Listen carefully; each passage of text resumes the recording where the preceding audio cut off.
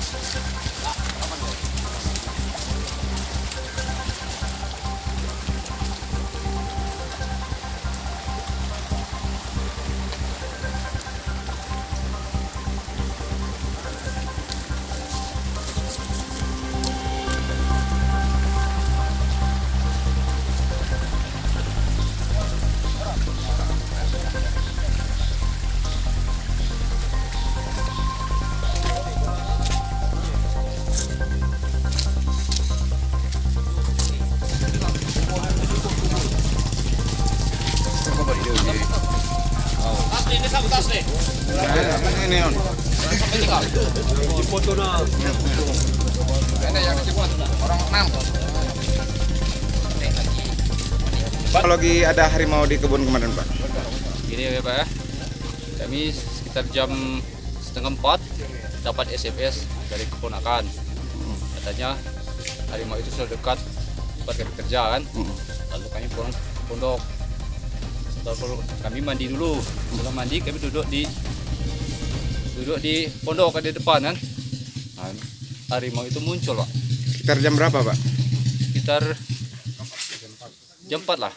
Berapa ekor, Pak? 1 ekor Besar, Pak. besar. Kalau semalam itu ada berapa, Pak? Melihatnya? Kalau sekolah itu nggak bisa dipastikan cuma Pak. Cuma kalau datang, cuman istilah itu sama-sama ada itu Pak. Kami nggak pakai siter kami kan. Nah, Tapi kelihatan, datang, Pak. Ya? Kan, Kelihatan, Pak. Ya? kelihatan dia jalan-jalan kan, rombongan itu. Oh, berombongan di jalan di kawasan perkebunan, Pak. Ya jelas, jalan di jalan perkebunan kan. Ini apa, Kak? Hari ini pagi tadi ada laporan dari warga bahwa ada 6 orang terkurung di pondok di perkebunan di daerah Meringang karena di sekitaran pondok ada harimau.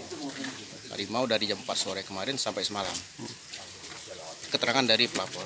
Sehingga hari ini kita koordinasi dengan BKSDA dengan anggota berangkat ke atas sama-sama untuk evakuasi korban. Dan benar ternyata sampai di pondok ada 6 orang itu dalam keadaan selamat, tidak bisa keluar. Sekarang kita bawa ke sini dalam keadaan sehat. Ada berapa orang, Pak? Di dalam pondok itu ada 6 orang.